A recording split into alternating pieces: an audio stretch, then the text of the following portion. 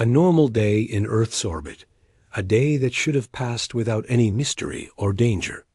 Several research stations floated quietly around the planet, their crews busy with routine tasks. These stations were peaceful places, focused on science, communication, and cooperation. People inside them studied space signals, monitored weather patterns, tested new equipment, and prepared reports for Earth. They were not soldiers. They were not expecting any threat. They lived far from danger, or so they believed. The quiet of space often felt comforting. Many crew members described it as a calm stillness, the kind that made the universe seem peaceful, even friendly. For years, Earth had tried its best to show goodwill to any possible life out there.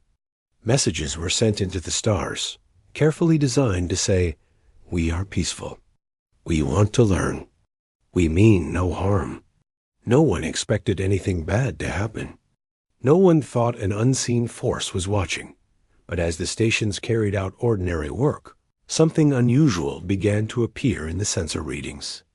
At first, it seemed like a glitch, a strange spike that quickly disappeared. A technician on one station frowned at the numbers, but assumed it was a minor malfunction. The equipment was old. Small errors were normal. A second reading came minutes later, sharper, more abrupt. Still, nothing looked threatening. Space was full of odd signals radiation bursts, drifting debris, echoes from distant stars. These things happened often. Life continued normally. Some crew members floated through the corridors, sending updates to Earth. Others worked at their control panels, completely unaware that something was rapidly approaching from far beyond visible space. No alarms rang. No warnings flashed. The universe remained silent. Then, without any sound or hint, the attack came. There was no bright flash, no long build-up. It was sudden, as if the universe skipped a moment and came back with everything changed. The stations suffered a series of sharp impacts, so quick and unexpected that no one had time to react. Lights flickered, systems crashed, and communication screens went dark. People inside the stations struggled to understand what was happening, but the attack had already done its damage. It was over in seconds. Earth received fragments of distress signals, brief, broken messages filled with confusion. Words like hit, unknown, system failure, and breaking up came through in shaky voices before everything was cut off. The signals stopped completely after that, leaving the world in a heavy silence. No one knew what exactly happened. No one knew who or what was responsible. News spread across Earth within minutes. Families of crew members were notified. Officials rushed into emergency rooms, and scientists scrambled to replay the last transmissions. At first, some thought it might have been an accident, maybe a collision with a hidden asteroid or a natural event. But the speed and precision of the impacts did not match anything natural. Experts reviewed data again and again. The conclusion became clearer with every passing second. This was not an accident. Earth had been attacked. The shock was deep and immediate.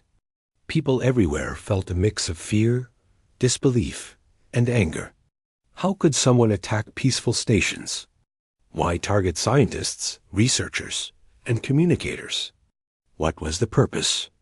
The idea that an unknown force could strike so quickly and with such accuracy made everyone feel vulnerable.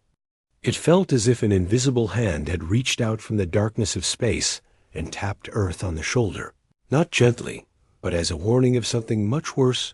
Global leaders held urgent discussions. Every major agency shared their data.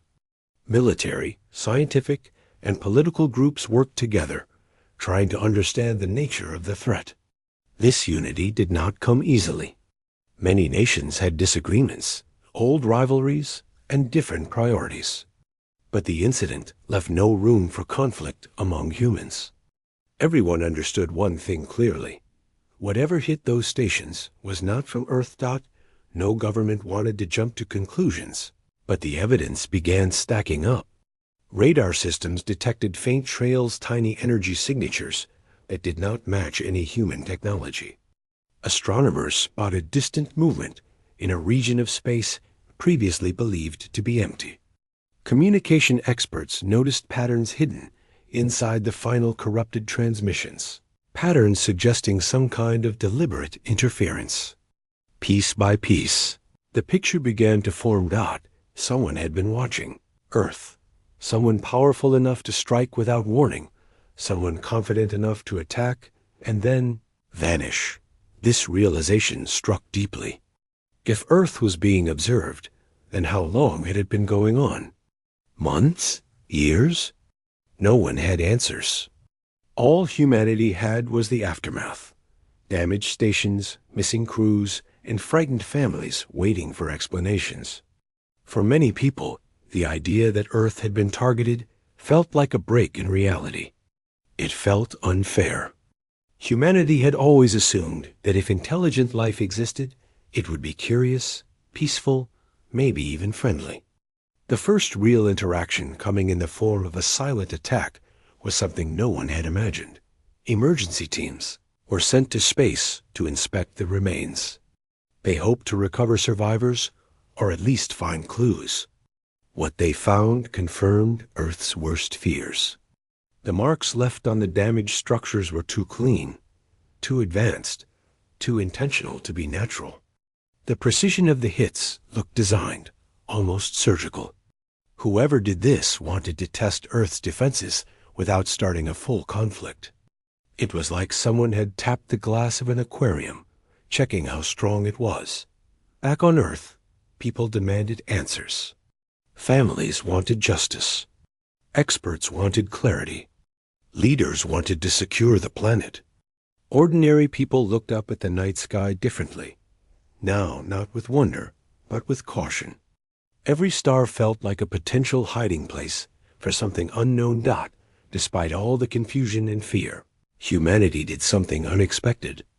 Instead of falling apart, the world began to unite. Old divisions started to fade as nations realized they shared the same risk. This was not a matter of borders, languages, or politics. This was about survival. The planet had been touched by something far stronger and more advanced, and humanity had only one choice: stand together or fall alone. People on the streets talked about the event constantly. Some were scared, but others expressed determination. Many believed Earth had been underestimated. Over and over, people said the same thing: we didn't start this, but we will finish it if we must. There was pain, but there was also pride in humanity's ability to unite when it mattered most. Investigators worked day and night to trace the attackers. Slowly, clues pointed to a hidden force far beyond the solar system. This force had been studying humanity quietly, collecting information, learning Earth's weaknesses. The attack was not random. It was a test. A way to see how quickly Earth would react, how strong it could be, and whether it was worth confronting directly. This discovery shook the world again. It meant the threat was not over. It meant more could come. But it also meant humanity had time to prepare, time to strengthen defenses, time to send a message that Earth was not a weak or easy target. Part 1 ends with Earth standing at the edge of a new chapter. The attack had struck hard, but it had also awakened something powerful. Humanity was no longer looking at the stars with childlike wonder. Now it looked with sharp eyes, stronger hearts, and a growing determination that if anyone attacked again, Earth would be ready. Earth trying to move forward after the sudden attack on the research stations, but the world is still shaken. People wake up every day wondering what actually happened out there in the silent darkness. The loss of the stations has left a deep emptiness, not just in space, but in the hearts of families, friends, and communities. No one wants to accept the idea that something beyond human control caused it. Yet the evidence refuses to let the world look away. Across the planet, scientists, investigators, analysts, and security experts work nonstop. They know that understanding the truth is the key to preventing whatever might come next. They gather every tiny piece of data from the damaged stations, every message fragment, every energy signal, every unusual reading. Anything could be a clue. Anything could help them trace the source of the attack. Most people on Earth only hear updates through the news, but behind closed doors, things are far more intense. Teams sit in rooms filled with screens and reports, trying to make sense of the puzzle. The first thing they notice is that the attack was too fast, too precise, too coordinated to be a natural event. It was deliberate. Someone knew where to strike and how to strike. What troubles them most is how silently it happened. Usually, any object entering Earth's space would be detected long before it arrived. The early warning systems were some of the most advanced in the world. They had caught every satellite, every rogue piece of debris, every incoming object in the past. But this time, nothing. It was as if the attackers appeared out of nowhere and vanished just as fast. One group focuses on analyzing the sensor logs from the moments before the stations were hit. They find something strange, a faint, almost invisible signal pattern hidden inside the noise. It's not natural. It's structured, organized, timed. It is like a whisper left behind by someone who didn't want to be heard. The more they study it, the more they realize it was intentionally masked. It feels like someone tried to hide their presence, but left a small trace by accident. This discovery changes everything. It tells Earth that whoever attacked was operating at a technological level far beyond anything humans had. They weren't just advanced, they were careful. They didn't want to reveal themselves. That alone sends a chill through everyone working on the case. The next clue comes from examining the marks left on the station remains. When rescue teams had retrieved the broken pieces, everyone expected to find signs of debris impact or maybe extreme natural erosion. Instead, the marks were smooth and uniform. They didn't look random. They looked engineered. It was as if the attackers used something that cut or pierced through the structures with almost unbelievable accuracy. These findings point to one conclusion. The attackers knew exactly what they were doing. They weren't experimenting. They weren't exploring. They were observing, testing, measuring. Every detail pointed to a plan carried out by someone who had been watching Earth and taking notes for a long time. Another group focuses on the corrupted transmissions. Most of the messages from the stations were filled with static and broken signals, but hidden inside the chaos were repeating patterns. At first, the patterns looked like glitches, but deeper analysis revealed something else. They were interference signals. That means the attackers didn't just strike. They also jammed communications to keep Earth confused and blind during the event. This realization hits the world like a second wave. It means the unknown force wasn't careless or chaotic. It was strategic. It wanted to prevent Earth from understanding what was happening.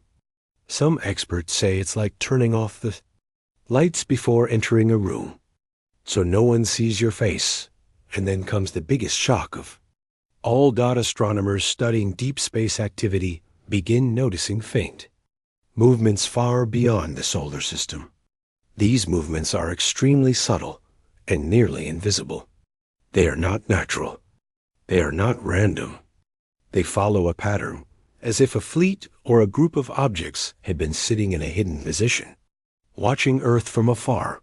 That the idea that something has been observing Earth from the shadows sends a wave of fear across every scientific and military center. No one knows why these objects were there. Were they scouts? Were they researchers? Were they preparing for something bigger? The questions multiply faster than answers. As days pass, more evidence comes together. It becomes clear that the attack on the stations wasn't the main event. It was a test, a way for the unknown force to see how Earth reacts under pressure. Were humans slow to respond? Did they panic? Did their defenses break easily? The attackers wanted to know Earth's strength before making any big decisions. This conclusion spreads through the investigation teams, and soon it reaches the highest leaders of the world. Meetings become tense. Discussions grow serious. If this unknown force is collecting information and measuring Earth's abilities, then the planet is in far more danger than anyone first realized. It means the attack was just the beginning. But with every new discovery, something else also becomes stronger: the unity among Earth's people. Instead of falling apart or blaming each other, nations begin sharing information openly. No one wants to be left out of the loop. Everyone understands that this threat is not against one country, but against the entire human race. Even ordinary people feel the shift. Where there once were disagreements, now there are conversations about cooperation. People ask how they can help, how they can support the investigation, how they can make their world safer. Communities hold meetings. Schools teach students about the importance of unity. Media platforms focus on calm, clear updates to keep panic under control. Humanity becomes more connected than ever. Meanwhile, the investigative teams make another discovery. They trace the strange signal patterns to a distant region of space, a place no human technology has ever reached. The readings suggest a large organized source, possibly a civilization with its own territories, its own systems, and its own goals. And the most shocking part is this: it seems they have been aware of Earth for years. Hidden records in the intercepted signals suggest the attackers watched Earth rise technologically. They watched humanity grow more connected. They watched as Earth sent probes and research missions beyond its own system. In other words, Earth wasn't just discovered recently. It was monitored. This raises another difficult question. Why now? Why strike at this moment? What changed? Experts offer different theories. Some say the attackers saw Earth as growing too quickly and wanted to slow it down. Others think the attackers are preparing for a bigger expansion and consider Earth's location important. Some believe the attackers simply wanted to see how humans react when pushed unexpectedly. Whatever the reason, the result is the same. Humanity has entered someone else's attention. And it is not friendly attention. By the end of part 2, the truth becomes impossible to ignore. Earth has uncovered enough evidence to understand that this was not an accident, not a misunderstanding, and not a mistake. Someone powerful has been observing the planet, gathering intelligence, and testing its defenses. And now Earth must prepare for whatever comes next. But something else is happening as well. A new feeling starts to rise across the world, a feeling of strength. Even though humanity is afraid, even though the unknown force seems advanced, people do not feel broken. The attack may have been meant to scare Earth, but instead it has awakened something much stronger: determination. People refuse to be silent victims. Investigators refuse to stop until they uncover every truth. Leaders refuse to bow down to fear. Earth may not be the strongest in the galaxy, but humans have something others do not: heart, unity, stubbornness, and the ability to fight back even when the odds are impossible. And deep inside every human watching the sky, one thought becomes clear: if those attackers return, they will not find the same Earth they struck before. Moment when Earth is still trying to understand the truth, but something new is forming in the air unity. The attack shook the world deeply, but instead of breaking apart, people start coming together in a way no one expected. All around the planet, the same thought appears again and again: if something out there is watching us, then we cannot remain separate anymore. Nations that once competed over technology, borders, or influence suddenly find themselves sitting at the same table. The old arguments don't matter now. Everyone has seen the same threat. Everyone has heard the same frightening silence after the stations were destroyed. And everyone knows they share the same planet. Across Earth, the emergency discussions slowly turn into long-term plans. Leaders, scientists, engineers, and strategists sit in huge rooms filled with screens, charts, and live data. The questions they ask are no longer about who to blame. Instead, they focus on what to do next. How should Earth defend itself? What kind of technology is needed? How fast can the world build better ships, better shields, better communication systems? People in these rooms understand one thing clearly. Unity is not an option anymore. It is a requirement for survival. One of the first decisions Earth makes is to form a single global defense network. This has never happened in history. Before the attack, every nation had its own system, its own boundaries, its own rules. Now, for the first time, the skies and space around Earth are treated as one shared space. There are no political divisions when it comes to survival. Engineers begin designing new orbital defense systems, ones that can detect signals far more subtle than anything Earth previously tracked. Scientists work on improving communication systems so that no interference can block messages again. Military experts map out response strategies in case another surprise attack. Comes. But the biggest change comes from the Ya. Shipyards. Earth has many industries that were originally built for peaceful exploration shipyards designed to create research vessels, cargo carriers, and long-range probes.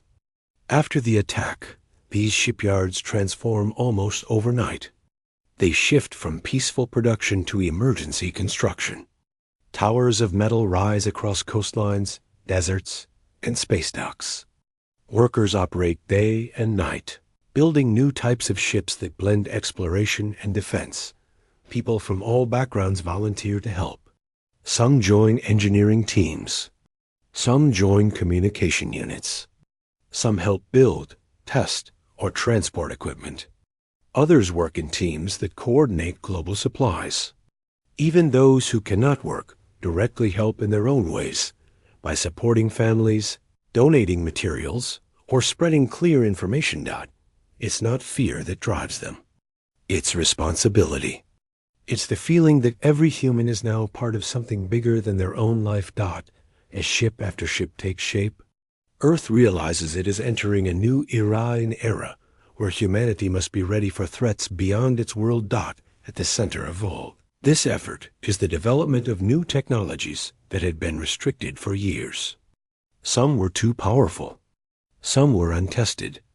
Some were locked away because nations feared they would upset the balance. But now, with the unknown force lurking somewhere in the stars, these restrictions slowly disappear. Scientists who once worked in secrecy now collaborate openly. A breakthrough occurs when researchers activate an old, experimental propulsion system. It was originally considered too risky for long missions, but after several improvements, it becomes stable. This new engine allows Earth's ships to move faster and travel farther than ever before. Suddenly, the idea of defending the solar system becomes realistic. Another breakthrough comes when energy engineers complete a prototype of a new barrier shield, something stronger than traditional defenses. The shield is tested on an unmanned platform, and the results surprise even its creators. The barrier absorbs impacts and energy bursts that would normally destroy human-made structures. This gives Earth hope. If they can build more of these shields, then maybe they can protect their ships from whatever the attackers used. Meanwhile, deep beneath the planet's surface, teams activate a set of massive reactors that have been inactive for decades. These reactors are safe and highly controlled, designed originally to provide power for large-scale space missions.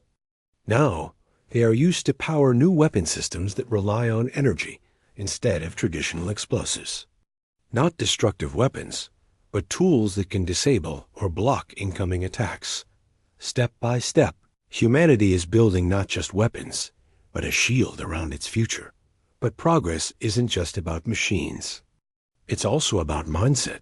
For the first time in a long time, people across Earth feel connected. They talk about the same fears, the same goals, the same hope that humanity can stand strong. News channels show updates from shipyards and labs instead of political arguments. Students in schools learn about unity, science, and responsibility instead of outdated rivalries. Communities hold gatherings where they discuss how to support the global effort. In many ways, the attack united humanity more than any treaty or agreement ever could. Despite all the progress, there is still worry. Investigators remind everyone that the unknown force could return. The strange movements in deep space have not disappeared. They still sit quietly at the edge of the solar system, almost like shadows waiting for something. Earth's strategists want to be prepared before anything happens. They work on plans not just for defense, but for communication. If the attackers return, Earth wants to send a clear message. We are not helpless. We are not weak. We will not accept another attack, but this time, Earth's message will come from a position of strength. Key moment arrives when the first new fleet of defense ships is completed. These vessels are larger, stronger, and far more advanced than anything humanity has built before. They rise into orbit quietly at first, like giants waking from sleep. Workers on the ground cheer. Families watching from cities stop to admire the sight. People who lost loved ones in the attack feel a mix of sadness and pride. These ships are not meant for war. They are meant to protect Earth's right to exist. As more ships enter space, Earth becomes more confident. The skies no longer feel empty or exposed. The world has not forgotten the attack, but it has grown stronger because of it. The Global Council overseeing the defense network reviews all the information gathered so far. They confirm that the unknown force has not approached again, but they also confirm that it hasn't left. They are still out there, silent, distant, watching. This knowledge lights a fire inside humanity. Not anger, not fear, but seriousness. If Earth wants to survive, it must act as one. People everywhere sense a new spirit rising.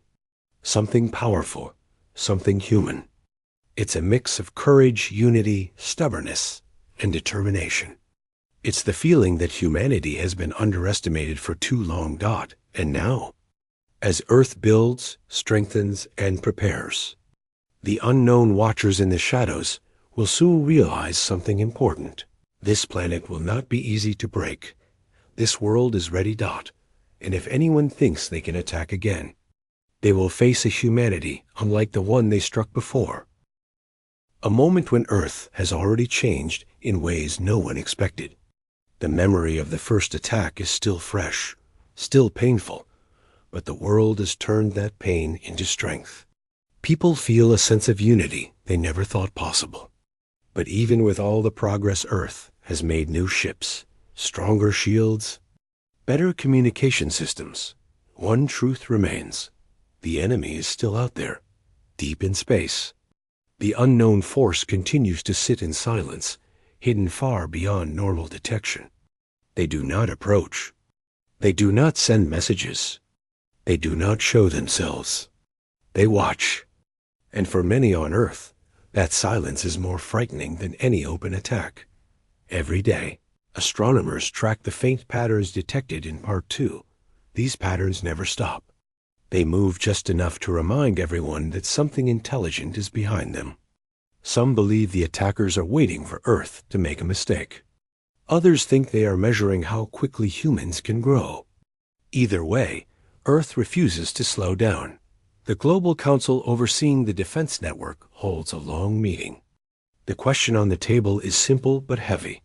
Should Earth send a message to the unknown force? A warning? A request for peace? Or a promise that Earth will not be silent anymore? Many leaders feel that staying quiet makes Earth look weak. Others fear that reaching out too soon could trigger another attack. The debate continues for hours. Meanwhile, scientists are running final tests on Earth's new fleet. The ships orbit the planet like a ring of protection, shining under the sunlight. They look calm, but inside them sit some of the most advanced systems ever designed by humans. These ships represent more than technology. They represent the strength of a united world. On the ground, people follow the updates closely. Daily life continues, but the awareness of danger has changed how humans think. Children talk about space as if it's a neighbor's home. Adults discuss global unity like it's the new normal.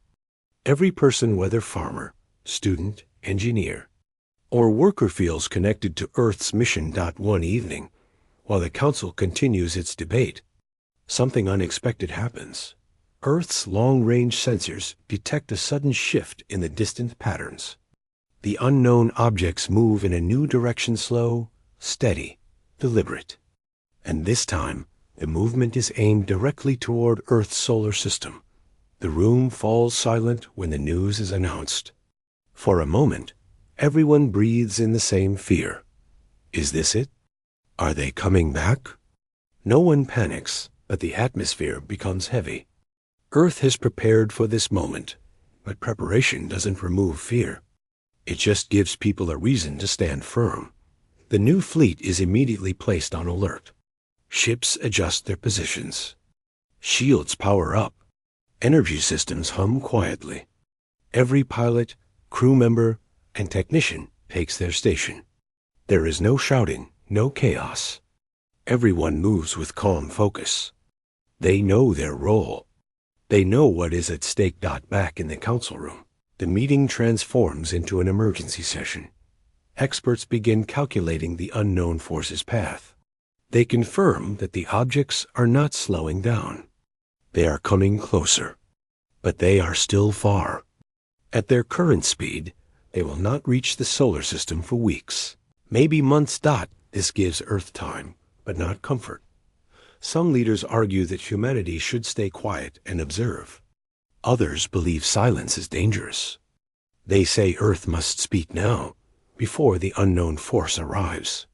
The message must be strong, clear, and unmistakable. People outside the council also begin talking.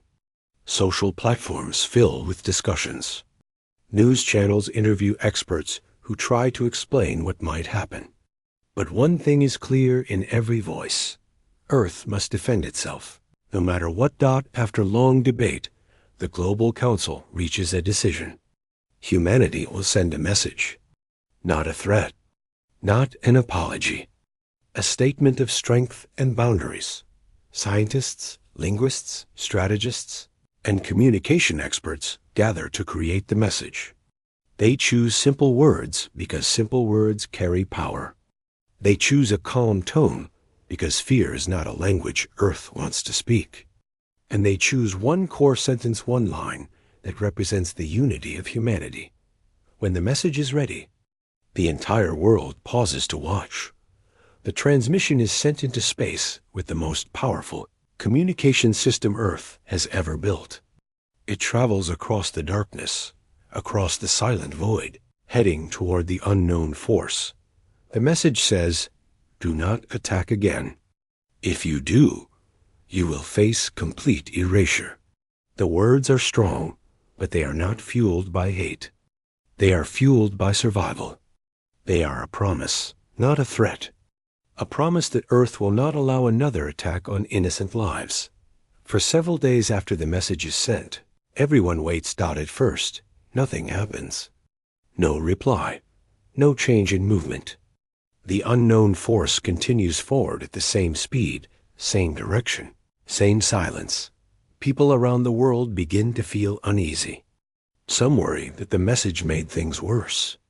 Others say the attackers are simply ignoring Earth and preparing for something bigger. The silence becomes heavier each passing day. In the defense stations, crew members watch the deep space screens constantly. They check every reading twice, then a third time. No one wants to be the one who misses a warning. But just when the tension reaches its peak, something changes. The unknown objects suddenly stop, not slow down, not turn, not shift. They stop completely. This moment sends shockwaves through every monitoring center. Objects traveling through space do not simply stop. They always move unless something forces them to change direction. But these objects behave as if they are alive, as if they made a decision. Everyone stares at the screens, waiting for movement. For minutes, nothing happens. It feels like the entire universe is holding its breath. Then, without warning, a new signal appears. It's faint. But unlike the previous patterns, this one is directed toward Earth. Communication teams scramble to decode it. They try dozens of methods, dozens of frequencies. At first, it seems impossible to translate. The pattern is complex, layered, filled with strange pulses. But then, slowly, the meaning begins to form. The message says, "We heard you." Just 3 words. No anger, no agreement, no explanation. But the meaning behind it is enough to shake every expert, every leader, and every person on Earth. The unknown force heard Earth's warning. They understood it. And now they are choosing how to respond. The objects begin to move again, but this time not toward Earth. They shift sideways, away from the solar system. They do not retreat fully, but they reposition into a neutral zone. Earth scientists study the new movement for hours. It doesn't look like preparation for attack. It doesn't look like retreat. It looks like consideration. As if the unknown force is thinking. This unexpected response sends a wave of relief across Earth, mixed with confusion. People are glad the attackers are not moving closer, but they also know this is not over. It's a pause, not an ending. That night, across the world, people gather outside to look at the stars. Not out of fear, but out of understanding. The universe is not empty. Earth is not alone. And the next move will shape humanity's future. But one thing is now certain. Earth has spoken, and the unknown force listened. Whatever comes next, humanity will face it together. The message that Earth sent out to the galaxy kept spreading for weeks. Signals moved from relay to relay, bouncing through old trade routes and forgotten communication networks. The warning sounded simple, almost calm, yet it carried a power that shook entire civilizations. Many worlds listened to it over and over again, hoping they had misheard it. But the message stayed the same. It said that Earth did not want trouble, but it would not allow harm to come to its people ever again. It said that another attack would lead to complete erasure of the threat, not out of cruelty, but out of necessity. Across the galaxy, leaders sat in large halls and in quiet strategy rooms. Some were afraid, some confused, and a few were angry that a world once considered weak was now speaking with such strength. But nobody ignored the message. Trade ships paused their routes, patrol fleets stayed closer to their borders, and some governments even entered emergency meetings to understand what had changed on Earth. The galaxy, for the first time in decades, stopped to think. On Earth, life began to settle into a new balance. Cities returned to their normal routines, lights came back on, and people moved through markets, parks, and work centers with a cautious hope. The memory of the alien strike still felt fresh, but the unity that had formed afterward was stronger. People had seen how fast Earth could stand together when everything was at risk. They had seen how much strength came from cooperation instead of division. Many talked about that moment when the world spoke as one voice, and how it felt like something important had awakened in a wide observation room orbiting above Earth. Scientists watched the sky with new technology. The sensors could detect small movements far beyond the moon. They checked every signal, every unknown reading, every strange blip on the radar. Even though Earth had defended itself with incredible force, they had no desire to fight again. They wanted to avoid another conflict, not cause one. They wanted peace, but a peace where humanity would no longer be treated as an easy target. One analyst stood by a large display that showed the outer system. He noticed new signals every few days. Sometimes they came from small exploration drones that belonged to distant worlds. Sometimes they were scans from neighboring civilizations, trying to understand Earth's changes. Nobody crossed the defensive line, and nobody tried anything aggressive. It became clear that the message had reached them all. Meanwhile, powerful ships from Earth's fleet moved quietly across the system. They were not preparing for war. They were creating safe paths, scanning asteroids, strengthening communication lines, and making sure nothing hidden lurked in the dark. The crews on these ships spoke to each other with calm confidence. For the first time in generations, they felt like they were no longer on the edge of defeat. Instead, they felt ready for whatever could appear next. On the ground, the world governments worked together more than before. They began to share technology openly, especially the defensive systems that had saved the planet. They created new laws that protected not only nations, but humanity as a whole. The message Earth sent to the galaxy did not come from military leaders alone. It came from cooperation built between people. Engineers, scientists, farmers, doctors, teachers, everyone who wanted the planet to live without fear. A council representing Earth met regularly to discuss the future. They talked about what the galaxy might do next. Some believed that many civilizations would keep their distance forever. Others believed that curiosity would eventually bring them closer, though more respectfully this time. A few even suggested that this event might begin a new era of communication between worlds as equals, instead of powerful empires and weaker planets. One speaker in the council addressed the group with a steady voice. They reminded everyone that their strength came from unity, not weapons. They said that Earth had changed because people had refused to stay quiet when danger arrived. That unity had created a shield stronger than any machine.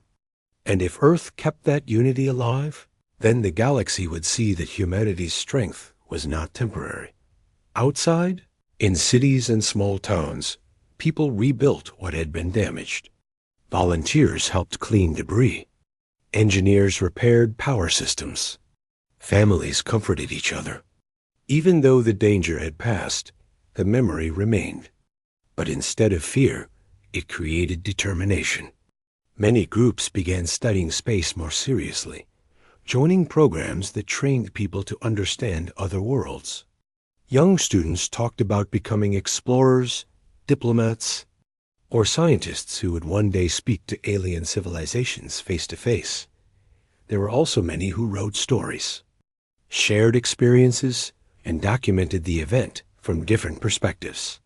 Some talked about the moment the sky turned dark during the attack. Others talked about watching Earth's warning message travel into the stars. And many spoke about the sudden wave of unity they felt, as if the whole world had become one family for the first time. In the following months, small signals began arriving from distant worlds. They were not threats. They were cautious greetings. Some sent apologies for staying silent when Earth was attacked. Others asked for peaceful contact once things calmed. The galaxy, which once rarely noticed Earth, now treated it with serious attention. Humanity responded carefully. The leaders sent simple replies that welcomed peaceful communication, but made their boundaries clear. They did not want war, but they would never again tolerate being treated as lesser. What surprised many people was how honest and calm Earth's replies were. They did not brag about their strength. They simply stated the truth. Humanity wanted harmony, but it would defend itself if needed. Over time, the fear across the galaxy began to shift into respect. Some worlds even asked if they could learn from Earth's defensive methods. But Earth declined to share anything dangerous. Instead, it suggested sharing ideas about cooperation, resilience, and peacekeeping. Many accepted the offer, understanding that they were dealing with a planet that valued life more than power. In Earth's orbit, a large meeting station was built. It became a symbol of a new beginning. The station gathered people from every region of the planet, all working together. It was designed not as a palace or a fortress, but as a place of communication and research. They hoped that one day, representatives from other galaxies would stand inside its halls as equals. Months passed, and Earth continued to grow stronger in spirit. People no longer doubted their place in the universe. They no longer believed they were small or unimportant. They understood that their strength came from the same thing that had carried them through every challenge in history, the ability to rise together, especially when it seemed impossible. The message Earth had sent its final warning remained active in the communication network, drifting endlessly through space. Sometimes new explorers found it and listened to the calm but powerful words. Some turned away out of caution, others out of respect. But almost all of them understood its real meaning. It was not a threat rooted in anger. It was a promise born from survival.Earth had been pushed once. It had no intention of being pushed again. And yet, even after saying the strongest words possible, humanity chose peace. That choice impressed the galaxy more than the strength itself. On a quiet night, as Earth rotated slowly beneath its star, people looked up. Some felt pride. Some felt relief. Others felt curiosity. The universe was still full of mysteries and dangers, but now they knew they were ready to face them. They no longer felt alone. They no longer felt weak. They stood together, and that unity became their greatest shield. Humanity had made its final warning. But more importantly, it had found its voice.